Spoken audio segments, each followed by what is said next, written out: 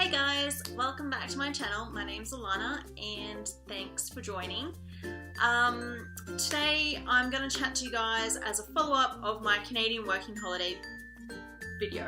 If you haven't seen it, I'll link it down below. But that's all about how to get here, getting the visa and all that kind of stuff. But today I wanted to talk to you guys about when you're here. A lot of Australians tend to go towards Whistler, Big White and Banff. Myself being one of them, I am in Banff, that area. So I wanted to kind of help those who are coming to Canada or are already here and wanting to come to the Banff, Canmore area, how to get a job, where to live, how to afford to be here is probably the big one, and what there is to do while you're here, and how to be able to afford to live in such a great area but also have fun while you're doing it, because sometimes it can be really difficult. So keep watching and let's get into it. So today I guess I just wanted to have like a chat. Obviously I'm on my couch, it's super relaxed, but I first moved to this area in 2013. I lived in a little village called Lake Louise. You've probably seen old pictures of the famous lake and stuff like that. But what you don't see is the actual village itself. It's really, really tiny.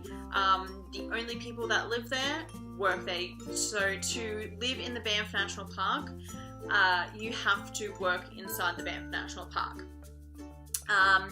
Or you can retire here if you've lived a certain amount of years here as well. So you will see some older people around Banff.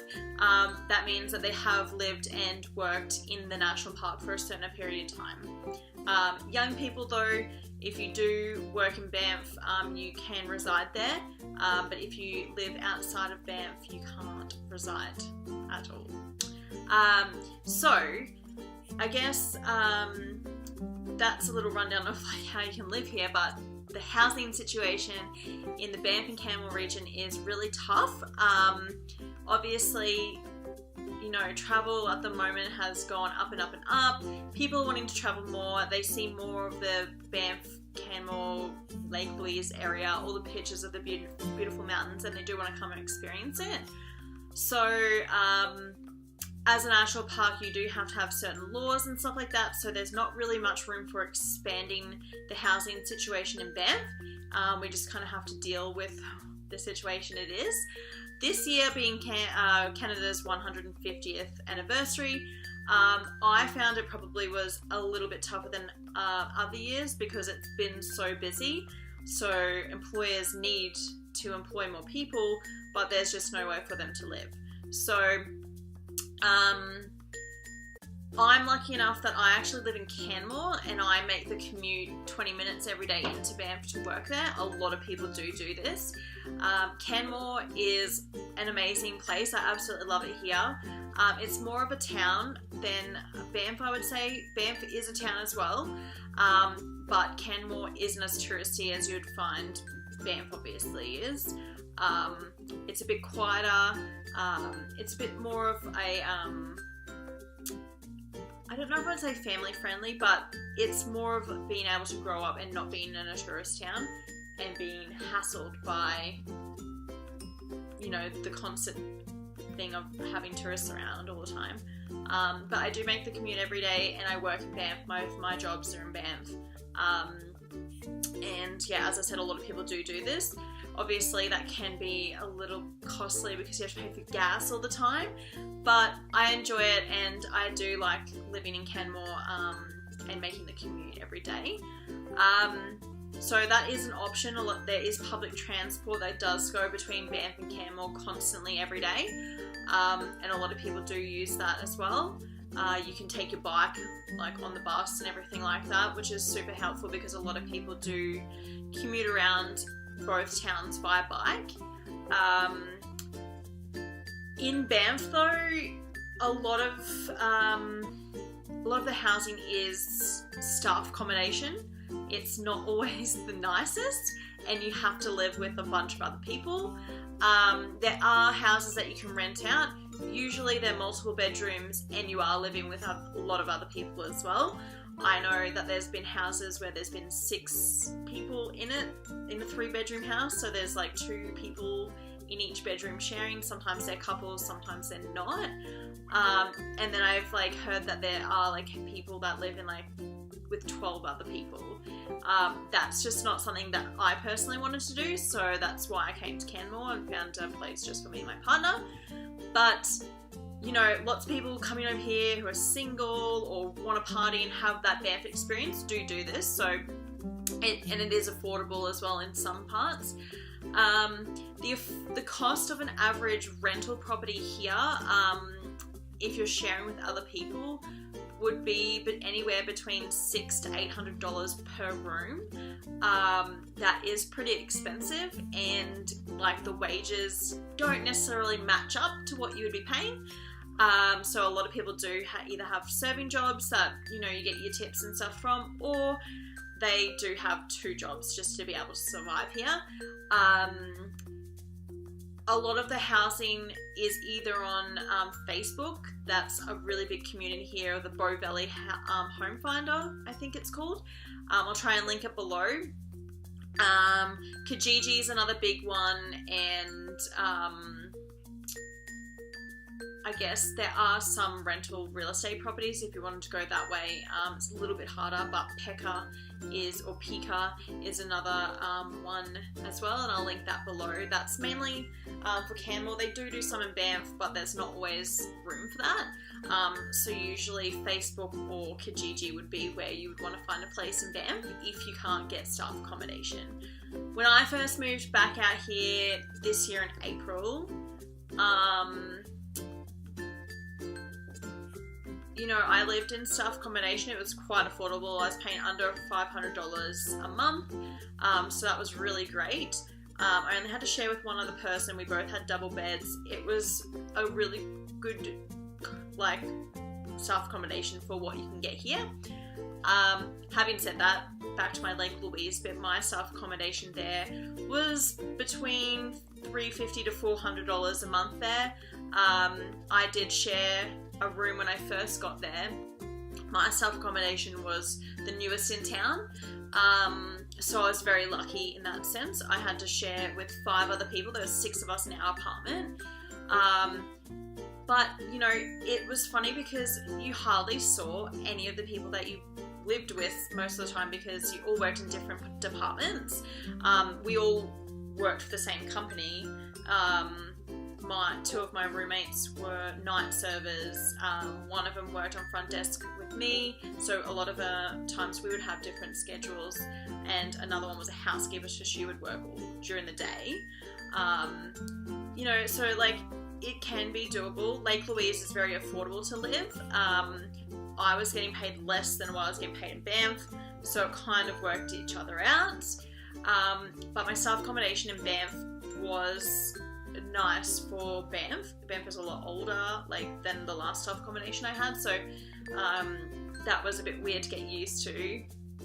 But it was very affordable, great location, and I did enjoy living there. I just didn't really enjoy the rules of the staff accommodation, so where we lived, it had very strict rules within the building. It was kind of like an apartment building. People who didn't necessarily work for my company also lived there, so there's a lot of different rules. You had to sign friends in if they wanted to stay past 11 p.m. If I had my partner wanting to stay, he would have to be signed in. Like, it was just something that I wasn't willing to do at this stage in my life.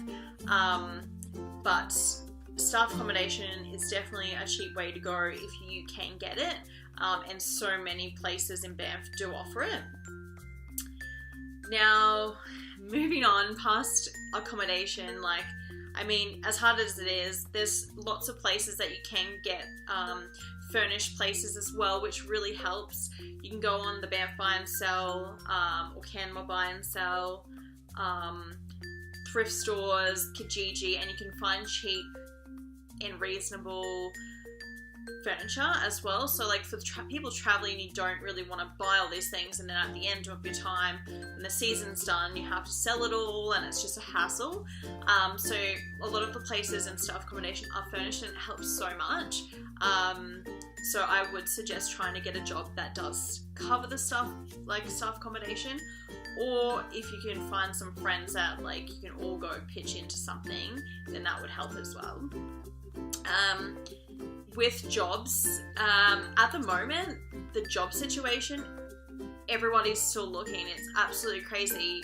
When I was here last time, back in 2013-14, it was hard to find a job. People were staying here longer. They were staying here for like 2 seasons. Like now, I just don't know if it's Canada's 150 or whatever this year, but it's been crazy in town. Everyone has been still like having hiring signs on the front. People are constantly coming and going. So I don't think that it's that hard to find a job, and if you can't find a job, then you're being really picky. Because, you know, like I work in a tourism job as well as just a just like kind of like a clothing store in town. I work part-time in a clothing store, and we're always looking for people. And if you're a hard worker and, you know, you're presentable and you're just really good at doing your job, it doesn't even have to be a hard job, then, you know, you're most likely to get hired, and yeah, you've got a job. I don't find the job situation very tough here, as opposed to the housing situation. There's definitely more jobs probably going than housing, I would say. And, you know, a lot of people do have multiple jobs, so that's probably the one thing about the money situation. Alberta has just raised their minimum wage prices. Not by much at the moment, but next year it's going to go up to $15 per hour is going to be the minimum wage, which I think is fantastic. The only thing that I am concerned about is the fact that prices everywhere are going to drive up. This summer, everywhere raised their pricing, and I know it's probably because it's the summer, they can make more money. Like this is the busiest time of the year when tourists come in and stuff like that. I just think it's very unfair for the people who actually live and work in these places, because we don't get paid very well. It is very hard to make a living and be able to save money. For me, I want to be able to save money to be able to travel some more, or be able to save for a house, and I just don't understand how basic people on a minimum wage can do that here. It is very tough. Fortunately for Dave and I, we are very lucky that we get paid above minimum wage, but it's still not very good. For me, I'm paying off my car now, also rent, and then trying to be able to save is quite difficult. But, you know, you got to make it work. You just live very budget friendly. I don't go out very often anymore. In Lake Louise, I would go out quite often. I wouldn't necessarily drink at a bar, because most of the time I can't be bothered lining up at the bar, but I would always pre-drink. So that's sort of where now I rarely go out. On occasions I do, like I went out for my birthday and it was a great time. So I think I like those moments where, you know, when I do go out, it is really, really fun. But for people who like to go out all the time, you really need to make a serious budget, because drinking and being able to live in Banff, it can be really expensive. And, you know, alcohol is a lot cheaper than it is in Australia here, which is always helpful, but you just don't get paid the same. So it kind of evens each other out. And, you know, like, it's funny how people say Canada and the US are cheaper than Australia, but I don't see that, because in the area that we live in, you know, it is a very touristy place, so prices are to cater for that kind of like environment where we do get a lot of visitors, so they can make that money. In other provinces in Canada, like BC and Ontario, they're probably the two that I've been to the most. They do have a higher tax, so that also evens it out too, because In Alberta, we only pay 5%, which is amazing. When you go to the grocery store, you're paying like a couple bucks on your bill, which is awesome. But in Ontario, I know for sure, like, it is a lot more expensive to me as well, because the minimum wage is lower, the tax is higher, and you're not making as much money, and it's still hard to live there. So I think Canada needs to step up their game. Not that I'm trying to deter you from moving here. It's absolutely incredible once you get here. I'm just preparing you, if you're especially an Australian citizen, your mindset coming here needs to change, that you're not going to make as much money, and it's still going to be really hard and expensive to live here.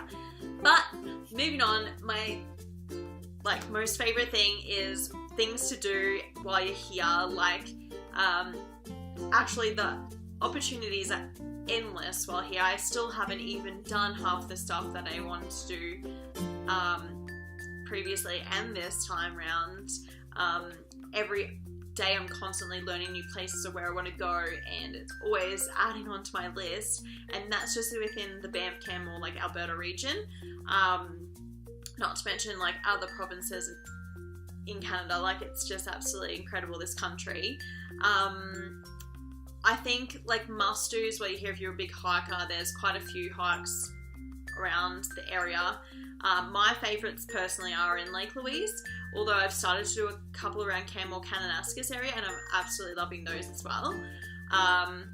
The lakes and all of that through the summer are obviously must-dos, but a lot of people do come here for the ski season, especially from Australia, because the skiing here, like, is like, the snow here is absolutely incredible. It's like a freaking winter wonderland, and it makes me so happy about Christmas. In Australia, Christmas like isn't exciting to me anymore, because I've experienced a white Christmas and it feels like Christmas. You're indoors with your fireplace on, everything's so cozy, and then you get to go outside and it's just magical. So a lot of people do come here for the ski season as well, and at the moment they've got like the early bird deals that run out on the 15th of October. So like, if anyone's coming over for even next season, I would advise to try and get those, because otherwise it's really expensive. I'm opting for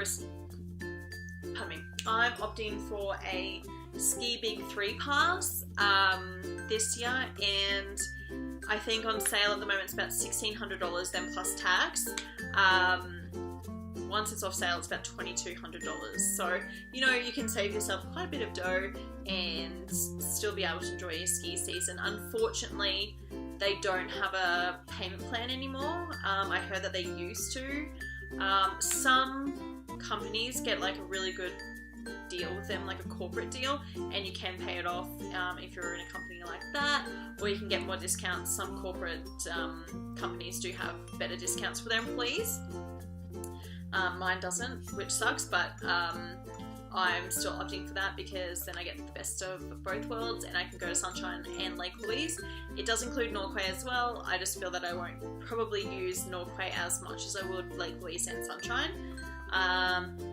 Obviously, learning in Lake Louise, my heart like lies there, and I know that I'll be there quite often because I have quite a few friends that want to go there, so that's going to be on my number one list. But yeah, so I guess in terms of like, you can always ask me questions below on things that are in the Canmore Banff region. Like, I'm always happy to help. I just hope that I made the housing situation clear. I don't know if this is like exactly